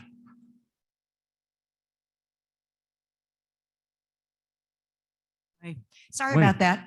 We went directly to Zoom and I thought maybe we were changing the order. So Weena Super not here. Congratulations to everybody that just got sworn in again today. It's wonderful. And thank you to the election committee, the enrollment committee, and the business committee for passing resolution 09-1821A, the unaltered version of the Baird distribution resolution per the petition that we filed on August 17th. So thank you. Much appreciated. I do have a few questions though. I wrote them down, so hopefully I can be as concise as possible. So based on recent conversations with a number of tribal members, many folks are under the impression that all of the business committee members absolutely agree that the Department of Interior is the most appropriate party to distribute those proceeds, obviously once appropriated by Congress. And what I was hoping to do today is understand, since the DOI is really at the heart of that case, part of the underlying problem, it just seems odd. Okay, so I was hoping to be able to ask directly of each business committee member if you do agree that the DOI is the appropriate party, not the tribe, not a third-party bank, and why. I'll just go if it's okay. Michelle? Well, me personally, this has been for one, trying to understand it. And I am under the understanding that originally in the original document, that is what was originally agreed upon, was that the Department of Interior would be the one that would be the one to distribute it. So, and I'm really torn, to be honest with you. I think being in this position and knowing previous situations when it comes to money, I do not want to be in this seat when that time comes to say, for people to point fingers to say that I stole the money, that had anything to do with being a part of, I got extra money. And, but I also feel, that's really nothing to me because I know I would totally be innocent with that. But the main thing is that, I feel like the government was one that did us wrong to begin with. And I feel like it's their right to make it right, so that's what I believe. Guy?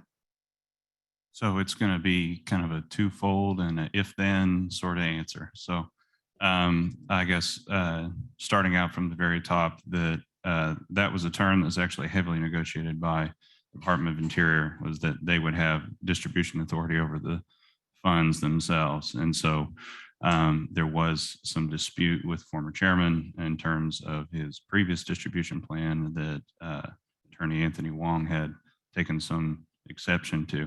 So that was and is actually memorialized within the settlement agreements within that agreement that was then certified through the review panel for Chief Judge's Office through U.S. Court of Claims. But in terms of the if then, so, and this is why I was really in favor of the petition, was that the Department of Interior has discretion over those funds and how they're distributed, but they do have the discretion, or could have the discretion, to say, we're going to distribute those to Quapaw Nation and you guys can handle it. We don't want to have to deal with it. At that point in time, I think this remedy right here to establish a trust fund through a bank is the most appropriate. So if that answers your question. It does. I've got a follow-on question, but I'll hold it until we kind of keep going with everybody. Thank you. Joseph? For myself, I would say that I'm confident that the Department of Interior has the capacity to do that distribution. That was considered and talked about in the actual settlement.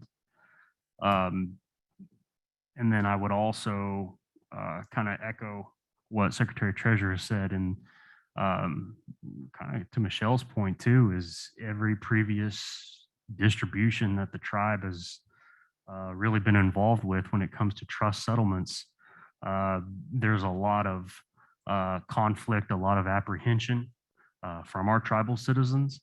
And if at all possible, I'd like to avoid that. And I think that that's the best positive route to take through the Department of Interior. Ally? I can really repeat, but I don't want to. So I am in agreement all the way down the line. The only thing that I could probably add to that, and maybe with a little humor, is that if we take these funds and we go contact a bank, and now that bank is responsible for tracking down all of our members. We have a lot of gypsy members. They like to move. It's very hard to track them down. That costs more money. It's just unnecessary money. In the end, we're wards of the government. They are responsible for us, and it's their mistake. They should just pay it and we should be done with it. So that's my feelings. Would that not be the same situation, those that may not have a current address? Really, whether it's the DOI or a bank, they're going to have to come right back to the tribe to find everybody. You're right, but let it be on their dime, not ours. Lloyd? Well, I'm kind of torn simply because, these resolutions say that the funds be distributed in their entirety. I look at the DOI and I see no cost. I look at banks and I see millions being spent to do that. I would prefer for the bank. I think it would be against even the resolutions we passed past month and this one. It very specifically says in its entirety. We can't do that if we're paying a bank to distribute it. Plus the fact that if you establish trust funds for the miners, there's going to be a fee to retain those probably 18 years in some cases. So I'm really torn, but I think that right now, unless someone can convince me otherwise that it won't be costly through a bank, I would go with the DOI. Jeremy? Yes, I'm too in agreement with Lloyd and the rest of the committee. Yeah, I believe that it's just going to cost more. It's going to maybe take longer if we have to do that. Track down everybody. It's kind of like the rest of the other settlements. So I think the DOI was the best way to go with it, and it's in the resolution like that. So I'm in Thank agreement you. with that. Thank you. I'll go on to my, actually, it's very relevant to my knock-on question. So, we've heard the business committee state previously that the body of HR 4715 is really taken out of some key documents, the settlement agreement, the judiciary review panel. I hope I said that correctly. Documents filed in very late 2019, early 2020, and absolutely agree with that. You can kind of pick the language out quite clearly. However, there are some exceptions, and that include, I won't bore you guys with all of the details. I've got the text in front of me, but the long title deviates tremendously simply because it references the Department of Interior doing the actual distribution. Number two, the short title, as well as the last thing is really around a heading in section 2 of HR of the bill itself. So in this stack, I've got the settlement agreement, the final judge's order, the review panel, and I don't see those references. And that's fine. Maybe I don't know how to use my Pacer account properly, but if the BC would kindly provide those documents, perhaps ones I can't find, it would be greatly appreciated, because I don't see any place in there specifically stating that the DOI is to have a role in this. Matter of fact, I only see it in the settlement agreement where we really can't go back to the DOI, with any liability if they mess something up. So it would be very helpful if those documents could be made available. I think it could kind of help get everybody even further on the same page. Is that okay? Yeah, no problem. Perfect. And when should those be expected? Or maybe, I don't know if you'll post them on the tribal website or an email or whatever your How would you prefer them? email's great. Okay. Okay. All right. I will. I just go don't know ahead- how lengthy some of those documents, because they're 40, 50 pages. It's very impractical. Yeah. to- Yeah. to I'll post. go dig them up. And then I think that some of it too is going to be kind of like a civics matter as well. So Okay. I think that like just the procedure portion of it, I might have like an executive summary in it in terms of that, like when you have these trust related suits, particularly within an APA environment or directly with an agency itself, they have generally one of two avenues that they go down, either a direct settlement fund or through appropriations where they carve out new money within a budget. So not surprisingly, throughout the government itself, none of those other departments want to take accountability for maybe a tort or wrong committed by others. The U.S. Air Force doesn't want to pay for trucks for the Bureau of Land Management, and that issue is the same here whenever it comes to the trust related funds themselves. So it's like as a matter of civics itself, the Department of Interior has to actually directly have contact with those funds at some point in time to make a distribution decision. So, either Congress has to direct them to pay it out of their own settlement fund, or they have to allocate it within the budgeting purposes that is then put forward for the president's office. And then that money is drawn down from Treasury that goes to DOI, and then they release the funds. So, but yeah, I'll get that to you. Thank you. I appreciate that. Are there any other actions that we can take to get some of the other items in the bill updated, such as the reference to the landowners? And I know there was a very healthy discussion on that topic last month, and that helped waylay a lot of the concerns.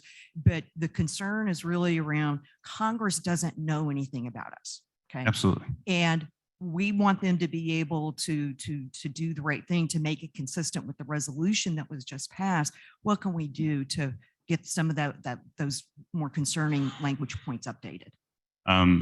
Specifically the short title would be the issue. Yeah. So that is something that I've at least notified committee staff of right now, that at the very least that the term landowners is going to be removed.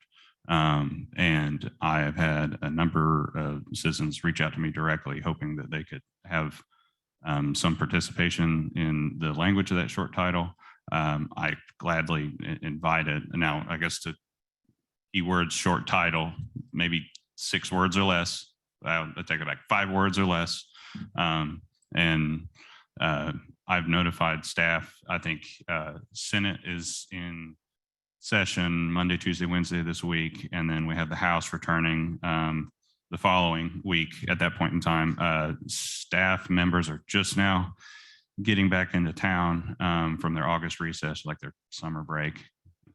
Federal government at its finest.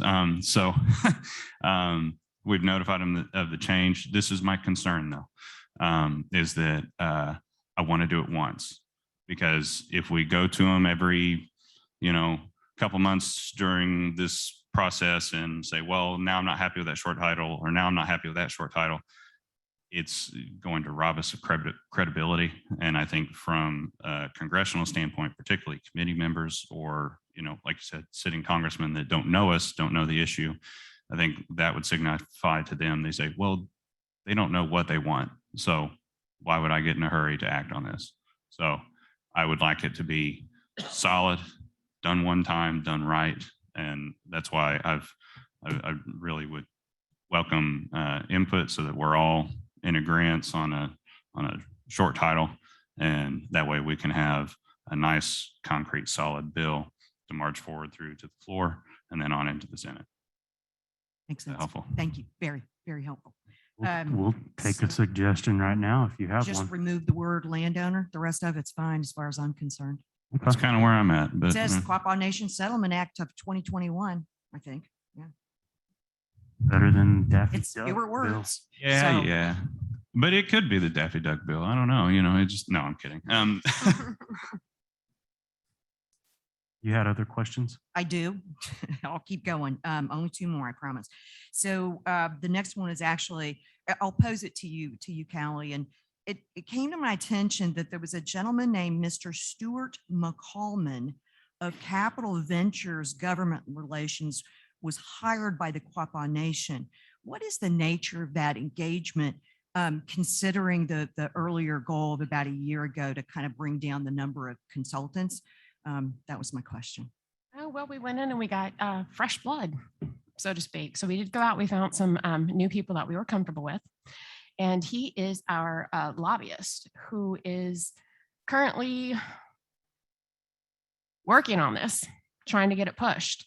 I've not had a conversation with him since he has been up there, but Guy has, and I would love for him to be able to elaborate on that so you can get the latest and the greatest since their last trip, if you would like. That'd be great. That'd be great. So Mr. McCallum is our licensed lobbyist in the federal arena itself. So I guess in terms of our consulting fee, I was looking at this number the other night. There is a concerted effort to cut down on consulting expenses. I think we've reduced that by over $1 million a year as of right now. And then I think legal expenses are reduced by at least 2 to 2.1 million a year to date. So in terms of current budgeting, unfortunately, federal representation is something that we can't get around. Mr. McCallum's a credible individual. He's, in addition to ourselves, he has his other clients are City of Tulsa, Chickasaw Nation, and Oklahoma State University. And so we are his 4 major clients being held within the Oklahoma area. He was a former Inhofe Mafia member for a number of years, and then worked in the Pentagon for 15 or 16. He's working in the public sphere and Tulsa native. And he, I think, has been a licensed lobbyist for the last 20 or so years, but has been in that public space since at least 1992. But extraordinarily effective, very charismatic, as he should be. but that would be the nature of our relationship with him. But he's doing an excellent job. Chickasaw Nation member, veteran, and so definitely has, I guess, the concerns for Indian country at the forefront of his mind. Thank you. Last question, and that is, when was it, earlier in September the 8th, there was that article that was published. I couldn't tell if it was from the Oklahoma Gaming Association or KOSU, but it was an article about I don't even know if it mentions bear, but that's what it was about. Look, the nation's going to get this money. It may be a long time before it gets appropriated by Congress and things of that nature. And I was hoping that, especially Guy, you could expand on this. It's referenced as a settlement for environmental damage, which really surprised me because I have gone through as many of the documents as I can find as carefully as I can. And to me, it's not that simple, right? It's not a single thing, right? Yeah. And I was hoping that you could expand a little bit on the purpose of that particular article and why it came through the Oklahoma Gaming Association. I don't know that it came through the Oklahoma Gaming Association. I think it was done through KOSU, which would be Oklahoma's NPR affiliate. A news correspondent there by the name of Allison Herrera reaches out to us regularly. She saw our business committee last month, asked for some comment and color. I agree that some of the vernacular used is not entirely accurate. This is a conversation that I had with her probably over a 30-minute time period. So this complex of a subject to be able to boil and distill down into a very short telephone interview is extraordinarily difficult. It's hard to do if I had all day. But I think that's why so many of those, there's a heavy pressure on environmental, that and in addition to Indian country pieces, her other area of expertise is environmental journalism. So I think that was probably why this was something of personal interest for her or professional interest for her. So if that helps. Absolutely. Thank you. Gonna go. Thank you. Thank you. Okay. Related to this, before we move on, I have 2 questions from Zoom that have been asked to be presented to the BC. The first is, quote, "But there are 2 separate plaintiff groups within the bear case, aren't there?" End quote.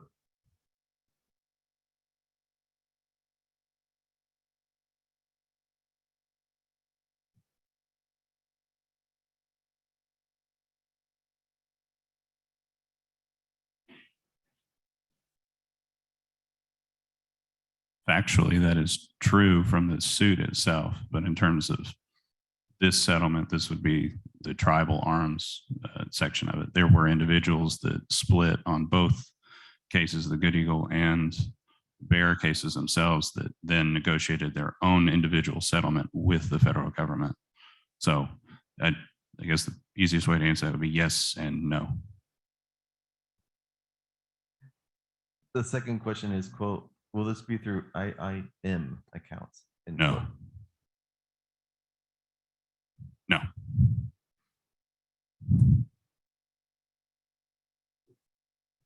Because there are some tribal citizens that don't have IAM accounts, right? There we go.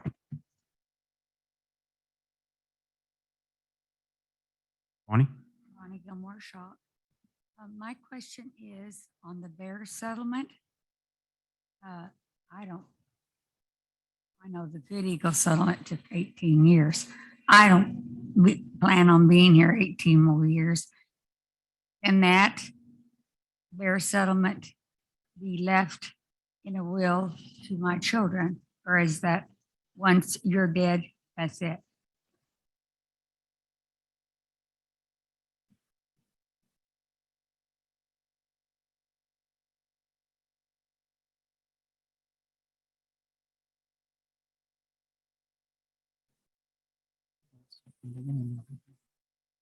Say this is that the majority of our legal review has been focused on who and how in terms of rights of survivorship.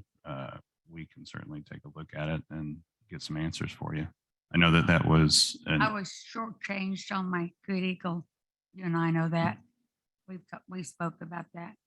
And another question I have is I was contacted through a person that said, Bonnie, we know that you have casino experience, 7 years at Pachanga in Temecula, California, 7 years at Downstream. And they were missing a member on their board, and they talked about it, and they contacted me and they said, would you be interested? And I said, absolutely. I want to be on a committee. I've asked to be on any committee. Flossie volunteered me to be on the grave digger committee. And I said, Flossie, I don't think I can quite do that one.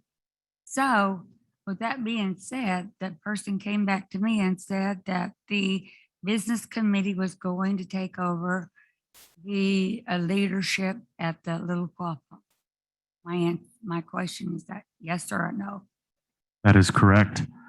In our last month's meeting, a lot of the functions that were being performed by the Quapaw Casino Authority or the QCA, the business committee already was performing.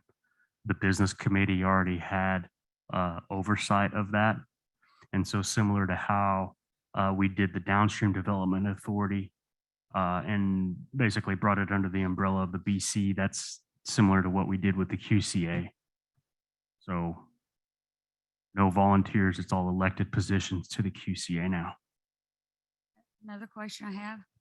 I was bitten by a brown recluse spider, I believe within my apartment. I live in the elder housing. I went to the housing authority and told them, I said, look, I know you guys spray every 3 months, but is there not any way that you can come spray? We are being bombarded with spiders. And I said, okay, so no, they would not do that. So I went to Lowe's, bought my own spider repellent that they recommended. But still there's spiders out. I mean, I wish they would, they don't spray the garage. They don't spray outside. They call it done and they're gone. But that's not really, I consider spraying. We need to spray everything. I agree. Thank you for bringing that to our attention. I'm sorry that you not only were bitten, but then kind of told to go get your own remedy. I had to go to my doctor and they had to watch it for a month, and I had to go on a very strong antibiotic to get it because it got me right on my back. And some lady said, oh, you laid down on that, you slept on that, or who knows? It could have crawled up my back and just hit me there. But anyway, regardless of how it happened, we'll be following up with housing and making sure that there is a better effort to spray. And then there's also other options to look at, like you said, if there's like what is it called? A balm or repellent or even stickies. There's different options that we can look into, yeah, because if it's happening at your place, it's probably happening to other individuals as well. Everybody is. So- Everybody is. And we've got, right now, we have 1, 2, 3, 4 people that are dying in the elder housing. There are, one has the hospice care and does not want to receive any more kind of care. One, they came and took, he thought she was having a heart attack. She's very, very sick. And then there's another lady that lives one door down from me. And she said, Bonnie, you know, she's very, very frail. She said, can you come down here? There's a spider crawling around on my wall and I can't get to it. And I did, you know, I let everybody know I'll help in any way I can. Just like when the little Quapaw came to me and said, would you want to serve? I said, sure, but I don't want to be on a grave digging committee.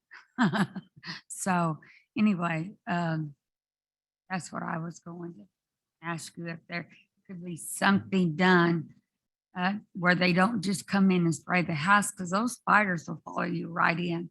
Yeah, we'll follow up. We'll follow up with that. Thank you for bringing it to our attention. Yeah. Thank you.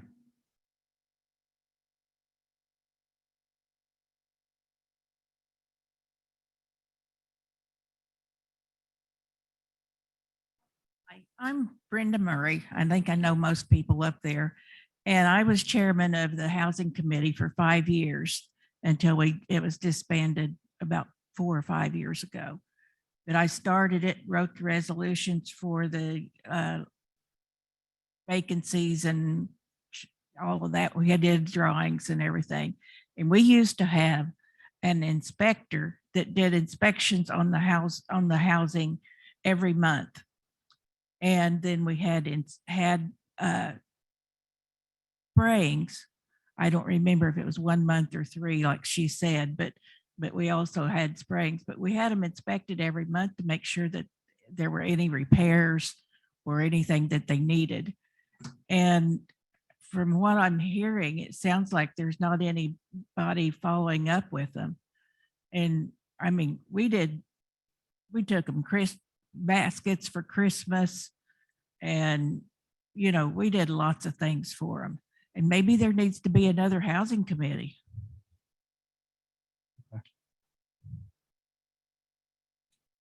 Thank you.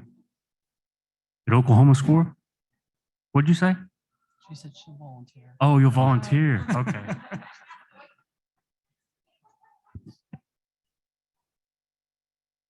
There's no U football game going on right now. And she's soonering it up over there. No, I thought you were Boomer Soonering me over there. 7-0. Is that where? Okay. Okay. Correct that.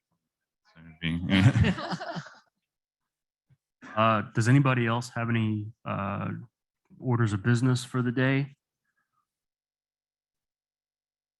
I don't think there's anything in closed session, right? Okay.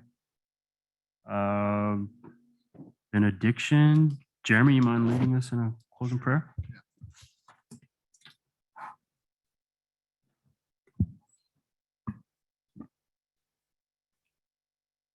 The whole kind of creator, I come to you here at this time, dear Lord, just thankful for another day. Dear Lord, I ask that you might look down on us here today. Thank you for this guidance and the strength and peace that you might give us. I ask that you look down on our elders here today, and from the oldest to the youngest, dear Lord, I ask that you bless them from the head to toe, dear Lord. Be with those who are mourning and sickness, dear Lord. I should be with my sister at this time here, dear Lord, personal here. She might touch her with your healing hand, dear Lord. Just something close to me, dear Lord. But once again, I just thank you for bringing us all together today. Thank you for this grounds, these complexes and things that you've given us as a people to come to and do business and carry on in our everyday life, dear Lord. We're just thankful for all things. In Jesus Christ's name I pray. Amen. Amen. Chairman, I move to adjourn. We have a motion to adjourn by Lloyd. Second. Second by Guy. All those in favor signify by saying aye. Aye. All those opposed, meeting is adjourned. Gonna gay.